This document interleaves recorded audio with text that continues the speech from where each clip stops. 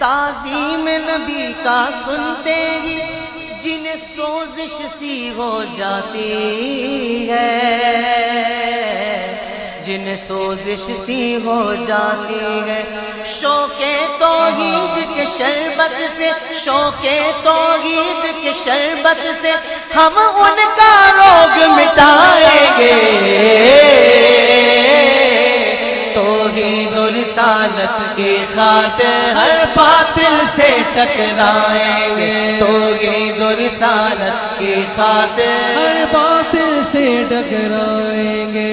ہم آل نبی کے مت والے، حسنین کے مشن کے وارث، کہ اس نے نام رکھا بچے کا تو یہ اطاعت کرنے میں انہوں نے معاذ اللہ شرک کا ارتکاب کیا، گویا آدم علیہ السلام بھی مشرک ہو گئے اور حضرت حوا بھی مشرکہ ہو گئی، معاذ اللہ من ذالک، استغفر اللہ۔ اور یہ ہمارا جو ہے نا وہ کوئی الزام نہیں ہے کہ ہم اس کو بلا وجہ جو تان قرار دے رہے ہیں۔ کوئی آدمی اگر اس کو بلا وجہ تان قرار دے تو اس کے لیے یہ بات دیکھ لیں کہ جو ہم نے بیان کیا ہے وہ واقعی درست ہے کہ اس نے معاذ اللہ استغفر اللہ حضرت آدم علیہ السلام کو مشرک کہہ دیا اور حضرت حوا سلام اللہ علیہا ان کو بھی مشرک کہہ دیا۔ اس کے حوالے سے یہ بات، یہ ہمارے پاس کتاب ہے اہل توحید کے لیے لمحہ فکریہ، ڈاکٹر سید شفیق الرحمان اس شخص نے یہ کتاب لکھی ہے، اس کے صفحہ 19 پر لکھتا ہے، یہ دیکھیں با پہلے یہ نمبر 1 لکھا ہے، کہتا ہے اللہ تعالیٰ نے انبیاء دنیا میں شرک مٹانے کے لیے آتے ہیں، اللہ تعالیٰ کے انبیاء دنیا میں شرک مٹانے کے لیے آتے ہیں، شرک کرنے کے لیے نہیں آتے، ایسی روایات بلا سند اور جھوٹ ہیں۔ اور آگے با لکھ کے کہتا ہے لیکن آدم علیہ السلام اور حوا نے تو شرک کیا ہے، یہ بات تو آپ کے علامہ محمد بن عبد الوہاب صاحب نے بھی کتاب التوحید میں تسلیم کرتے ہیں، لکھتے ہیں، یہ آگے ساری روایت لکھ کر قرۃ اعین الموحدین حصہ دوم صفحہ نمبر 577 حوالہ دے کے آگے لکھتا ہے قطع نظر روایت کی صحت کے، محمد بن عبد الوہاب صاحب نے اس کے آگے خود تشریف فرمائی کہ انہوں نے صرف شیطان کی بات مانی تھی، عبادت نہیں کی تھی۔ اور با کیا کہتے ہیں، انہوں نے شیطان کی بات اس لیے مانی کہ اگر میں بات نہ مانوں گا تو میرا بچہ مر جائے گا۔ کیا شیطان کے بارے میں یہ تسلیم کرنا کہ اگر اس کی بات نہ مانی جائے تو بچہ مار بھی سکتا ہے شرک نہیں ہے؟ کہ اس سے شیطان کا تصرف ثابت نہیں ہوتا؟ یعنی محمد بن عبد الوہاب نجدی نے آدم علیہ السلام کے بارے میں یہ کہنا کہ اس نے شیطان کی بات کو تسلیم کیا اور یہ تسلیم کر لیا کہ اگر میں ان کا نام عبد الحارث نہ رکھوں گا تو وہ بچہ مار دے گا، اس کے تصرف کو مانا، اس کی طاقت کو مانا، تو کہتا ہے یہ بات کہہ کے گیا اس نے یہ ثابت کر دیا ہے کہ آدم علیہ السلام نے شرک کیا تھا معاذ اللہ۔ اب جو اپنے باپ پہ شرک کا فتویٰ لگا رہا ہے وہ کسی اور کا سگا کیا ہو سکتا ہے؟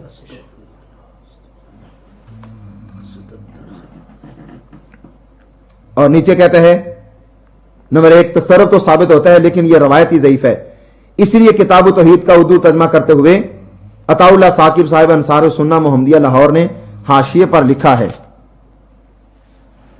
علامہ ابن حزم اپنی مشہور کتاب الملل والنحل میں رقم تراز ہیں، جن لوگوں نے اس واقعہ کو حضرت آدم و حوا کی طرف منسوب کیا ہے کہ انہوں نے اپنے بیٹے کا نام عبد الحارث رکھا تھا، ان لوگوں میں نہ تو دین کی سمجھ بوجھ ہے نہ شرم و حیا کا جوہر، کیونکہ ان کی تمام روایات خرافات کا پلندہ ہیں، موضوع اور کذب و افطراء کا مجموعہ ہیں اور ان کی سند قطعاً صحیح نہیں ہے۔ صحیح بات یہ ہے کہ آیت مشرکین کے بارے میں نازل ہوئی، جو آیت مشرکین کے بارے میں نازل ہوئی محمد بن عبد الوہاب نجدی نے اس آیت کو آدم علیہ السلام پر فٹ کر دیا، اور رسول اللہ صلی اللہ تعالی علیہ وسلم نے ارشاد فرمایا کہ وہ آدمی مسلمانوں کو مشرک قرار دے گا، گویا ایک علامت اس نے واضح کر دی۔ اور عبداللہ بن عمر کا فتویٰ گزرا بخاری کے حوالے سے کہ وہ لوگ کافروں والی آیتوں کو مومنوں پہ لگائیں گے، اور اس ظالم نے کیا کیا، ظلم کی انتہا کر دی اور ظلم کی تمام حدوں کو عبور کر کے معاذ اللہ جو آیت مشرکین کے بارے میں نازل ہوئی تو اس کو آدم علیہ السلام پہ فٹ کر دیا۔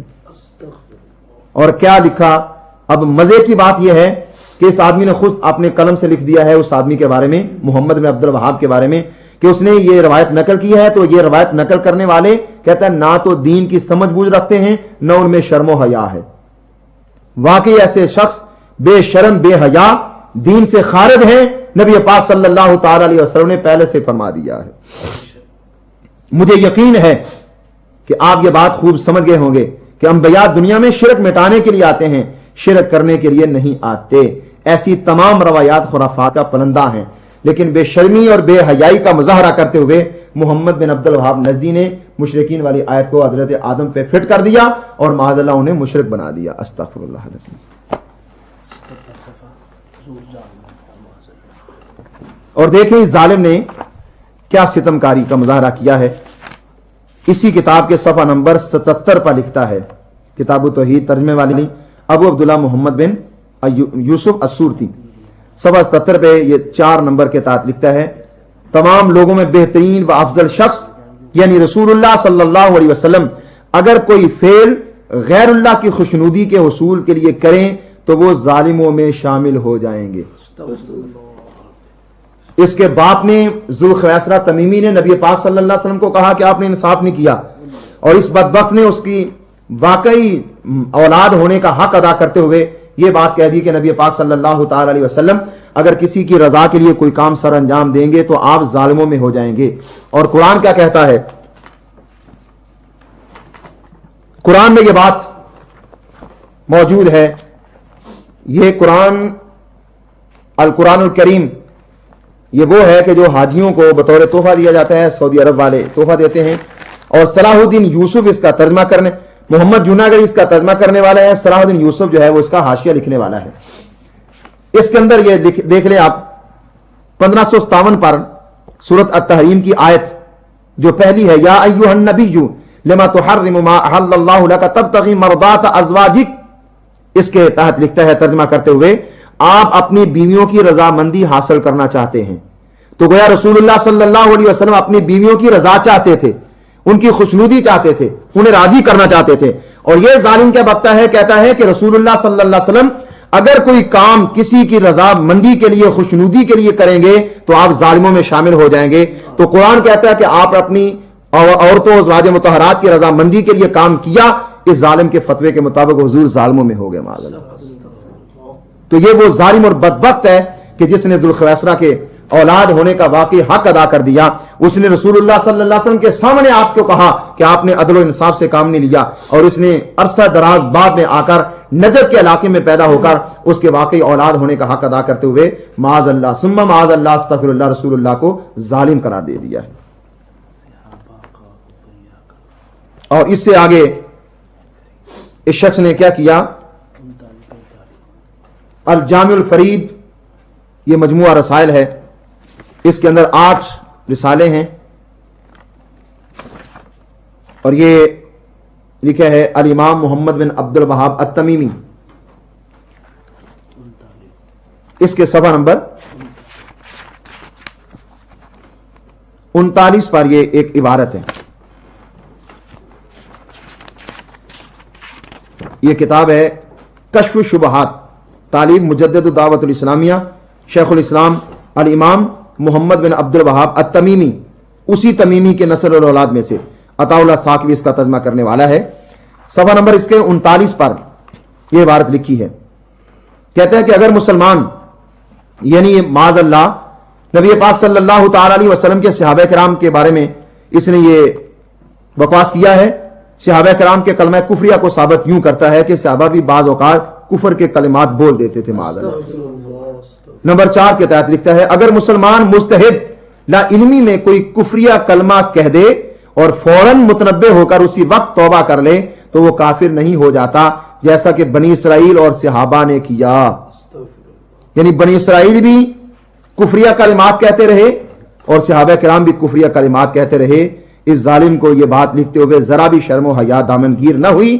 اس نے 2 ٹوک صحابہ کرام کے بارے میں کہہ دیا کہ وہ بھی لا علمی میں کبھی کبھی کفر کے کلمات بھی بول دیتے تھے, حالانکہ خود سراپا کفر تھا اور مشرک بنانے والا تھا مسلمانوں کو, آدم علیہ السلام کو اور دیگر مسلمانوں کو. لیکن اس ظالم کو پھر اسی شرک بین نگاہ سے صحابہ کرام کے اندر بھی کفر کے کلمات نظر آئے, کفر کی جو ہے نا وہ تاثیر نظر آئی, اور صحابہ کرام کو بھی اس نے صرف یہیں تک نہیں بلکہ واضح طور پر صحابہ کرام کا یہ جملہ بھی لکھ دیا کہ انہوں نے کفر کیا بھی تھا معاذ اللہ استغفر اللہ. یہ کتاب صفحہ نمبر 45 وہاں پر تو یہ تھا کہ صحابہ نے کفر کا کلمہ بولا, یہاں کہتا ہے صحابہ کافر ہو گئے تھے معاذ اللہ استغفر اللہ. صفحہ 45 کہتا ہے بعض وہ صحابہ جنہوں نے رسول اللہ صلی اللہ علیہ وسلم کی معیت میں رومیوں سے جنگ لڑی تھی، وہ صرف ایک کلمہ کی وجہ سے کافر ہو گئے. یہ صحابہ کرام کو ظالم کافر قرار دے رہا ہے، الیاذ باللہ. جو صحابہ کو کافر کہتا ہے وہ خود دنیا کا سب سے بدترین کافر ہوتا ہے.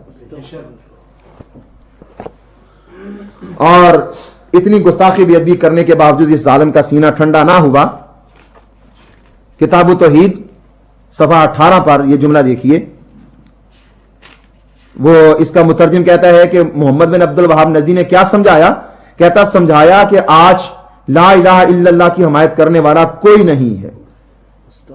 یعنی پوری دنیا کے اندر کوئی مسلمان نہیں، کوئی کلمے کی حمایت کرنے والا نہیں، کوئی جو ہے نا وہ مومن نہیں رہا.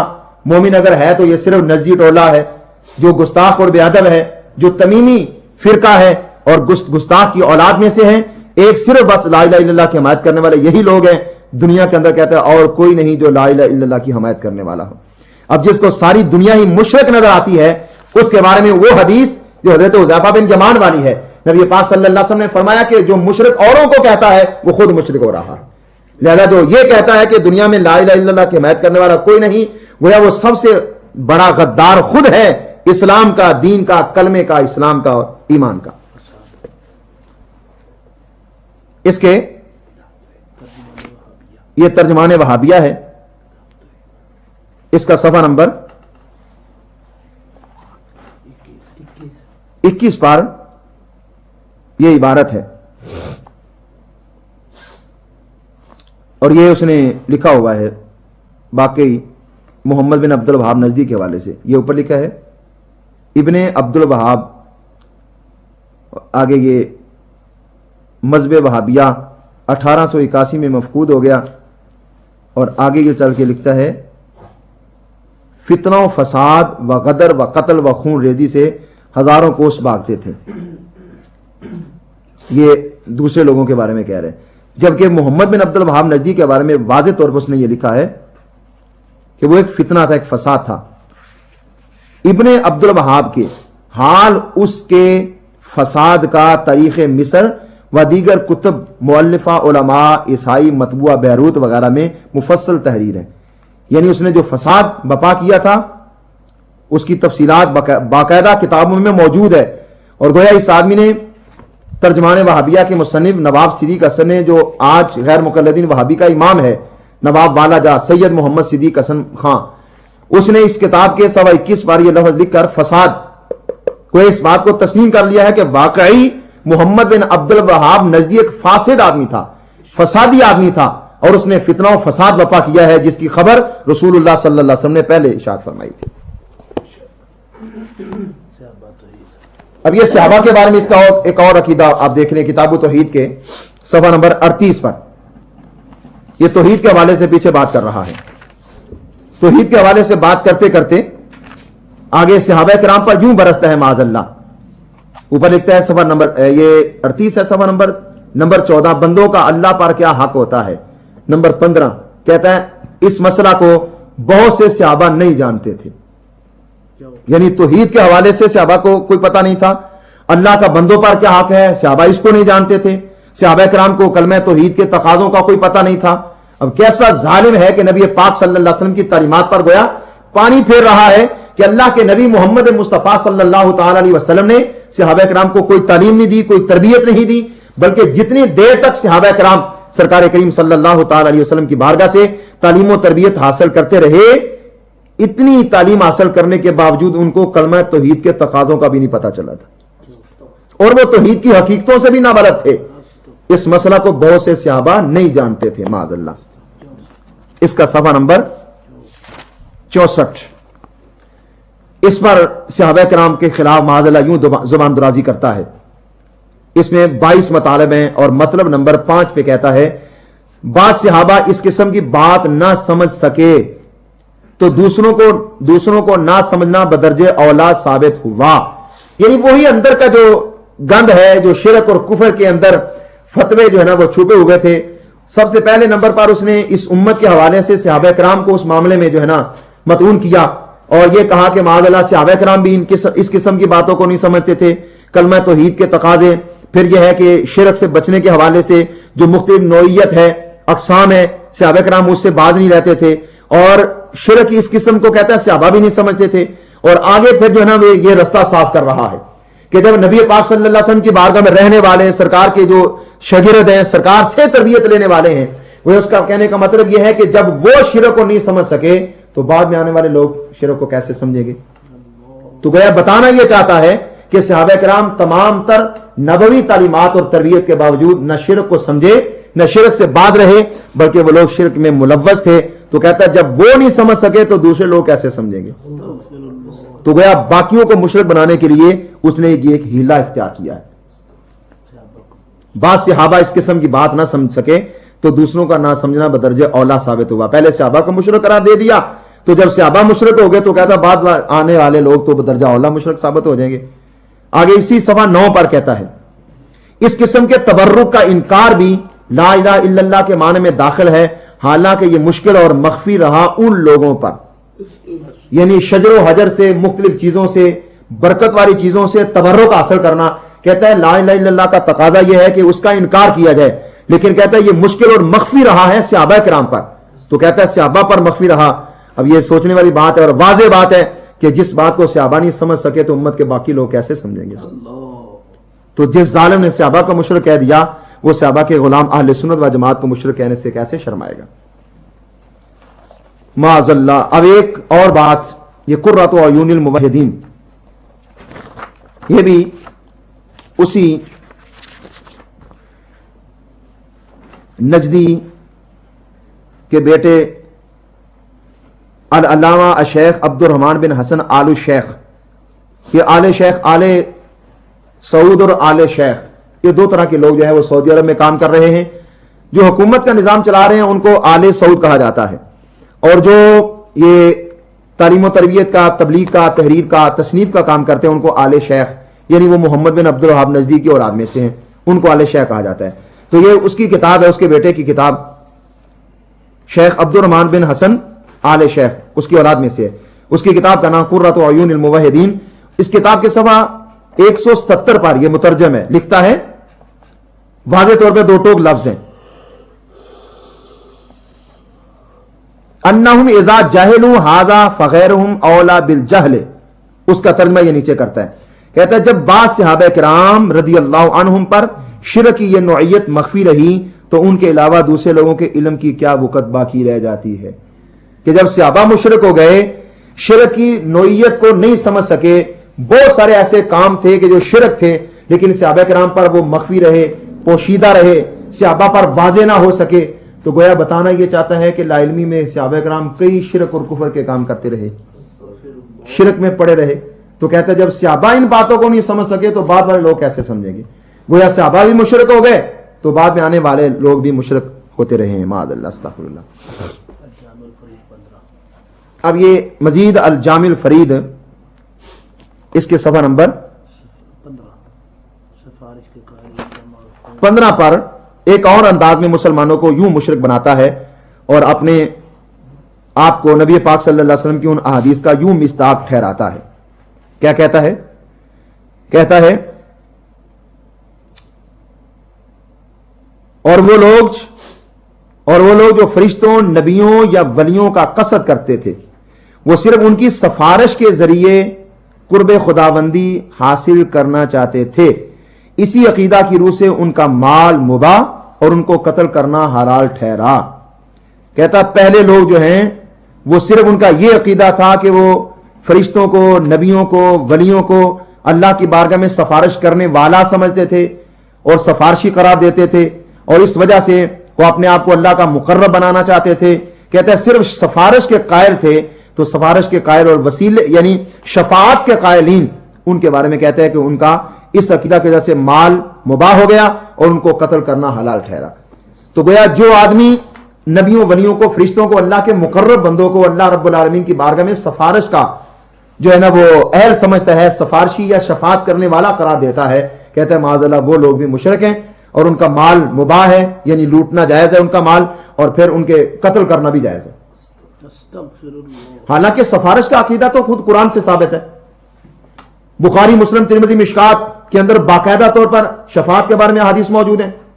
قیامت کے دن نبی پاک صلی اللہ تعالی علیہ وسلم خود بھی سفارش کریں گے اور اس کے علاوہ باقاعدہ حیات طیبہ کے اندر ظاہری زمانہ رسالت کے اندر نبی پاک صلی اللہ علیہ وسلم کی بارگاہ میں بے شمار ایسے واقعات ہیں کہ صحابہ کرام آ کے عرض کرتے ہیں یا رسول اللہ ہمارے لیے دعا فرمائیں. اب یہ کیا ہے؟ یہ سفارش ہے. ہماری عرض اللہ کی بارگاہ میں پیش کر دیں, ہمیں یہ مشکل بنی ہے, اس کے حل کے لیے دعا فرما دیں. تو یہ گویا معاذ اللہ ابتدا سے لے کر آج تک مسلمانوں کا یہ عقیدہ ہے کہ وہ سفارش کے قائل ہیں, اور یہ ظالم صحابہ سے لے کر آج تک کے مسلمانوں کے مال کو مباح قرار دے رہا ہے اور ان کو قتل کرنا حلال قرار دے رہا ہے. کتنا بڑا عظیم فتنہ ہے جس کی خبر نبی پاک صلی اللہ تعالی علیہ وسلم نے بہت پہلے ارشاد فرمائی تھی. اب اسی کتاب التوحید کے اندر یہی ظالم محمد بن عبد الوہاب نجدی انبیاء پر یوں برستا ہے اور اپنے علم کو یوں ظاہر کرتا ہے. کہتا ہے صفحہ نمبر 43 پر مطالب نمبر یہ 20 مطالب میں سے 8واں مطلب جو ہے نا اس کو یوں بیان کرتا ہے. کہتا ہے انبیاء بھی لا الہ الا اللہ کی فضیلت جاننے کے محتاج تھے. پہلے یہ کہا کہ دنیا میں کوئی بھی لا الہ الا اللہ کی حمایت کرنے والا نہیں ہے. اب نبیوں پر ہاتھ یوں صاف کیا, کہتا ہے کہ مجھے گویا پتا ہے, میں لا الہ الا اللہ کی فضیلت کو جانتا ہوں, اس کے تقاضوں کو جانتا ہوں, اس لیے میں اس کے تقاضوں کے حوالے سے جو ہے نا وہ دنیا کے اندر ان کے تقاضوں کے معاملات کو نافذ کرنا چاہتا ہوں اور ان کے تقاضے جو ہے وہ پورے کرانا چاہتا ہوں. باقی رہا صحابہ تو کہا اس کی بات تو ایک طرح رہی, اور انبیاء کرام بھی معاذ اللہ ان کو بھی کلمہ طیبہ کی فضیلت کا کوئی پتہ نہیں تھا. لا الہ الا اللہ کی فضیلت نبیوں کو بھی حاصل نہیں تھی, وہ نہیں جانتے تھے کہ اس کی فضیلت کیا ہے. وہ ایک محمد بن عبد الوہاب نجدی پیدا ہوا ہے جس کو پتا ہے کہ کلمہ طیبہ کی کیا فضیلت ہے. یہ دعوت فکر ہے ہر اس آدمی کے لیے جس کو اپنے ایمان کی ضرورت ہے, اسلام کی ضرورت ہے, دین کی ضرورت ہے, اللہ اور اس کے رسول کی بارگاہ میں جواب دینے کا احساس ہے. وہ سمجھ سکتا ہے کہ یہ ظالم آدمی کس قدر بے ادب اور گستاخ تھا کہ جو نبیوں کو بھی بتا رہا ہے کہ انہیں بھی کلمہ طیبہ لا الہ الا اللہ کی فضیلت کا پتہ نہیں تھا, وہ بھی لا الہ الا اللہ کی فضیلت جاننے کے محتاج تھے. الیاذ باللہ تعالی. ایسے ہی ایک اور انداز میں مسلمانوں کو یوں مشرک بناتا ہے. کیا کہتا ہے؟ یہ الجامع الفرید کے صفحہ نمبر 79 پر کہتا ہے اکثر لوگوں کا اسلام سے کوئی تعلق نہیں. وہی بات جو پہلے بیان کر دی کہ لا الہ الا اللہ کی حمایت کرنے والا کوئی نہیں ہے, اور یہاں کہہ دیا کہ اکثر لوگوں کا اسلام سے کوئی تعلق نہیں. الیاذ باللہ. اور صفحہ نمبر 78 پر ابو جہل اور مسلمان کو یوں برابر کرتا ہے, اور ابو جہل ایسا مشرک اور بدبخت آدمی ہے کہ جس کے شرک پر کسی بھی مسلمان کو کوئی شک اور شائبہ نہیں ہے, لیکن یہ ظالم اس سے بھی زیادہ پرلے درجے کا بدبخت نکلا کہ معاذ اللہ مسلمانوں کو ابو جہل کے برابر مشرک قرار دے دیا. کہتا ہے اوپر اللہ تعالیٰ کے ہاں اپنا سفارشی سمجھتے ہیں, یعنی مسلمان جو لوگ اپنے نبیوں کو, ولیوں کو, رسولوں کو, فرشتوں کو اللہ کی بارگاہ میں سفارش کرنے والا سمجھتے ہیں. کہتا ہے ان لوگوں کے بارے میں اس کو یہ ایسے شخص کو یہ جواب دو کہ ابو جہل اور اس کے ساتھیوں کا بھی یہی عقیدہ تھا. ابو جہل اور اس کے ساتھی بھی گویا نبیوں ولیوں کو اللہ کے ہاں سفارشی سمجھتے تھے, حالانکہ ابو جہل کا نبیوں ولیوں سے تعلق ہی کوئی نہیں, نہ انبیاء کو مانتے ہیں نہ رسولوں کو مانتے ہیں. لیکن ایسا بدبخت ہے کہ مسلمانوں کو مشرک بنا رہا ہے, اور جو پکے مشرک ہیں ان کو نبیوں ولیوں کو ماننے والا قرار دے رہا ہے کہ وہ بھی انہیں سفارشی مانتے تھے, حالانکہ ان کا تعلق بتوں کے ساتھ تھا اور بتوں کی پوجا کرتے تھے. جبکہ مسلمان کسی بھی مخلوق میں سے کسی فرد کی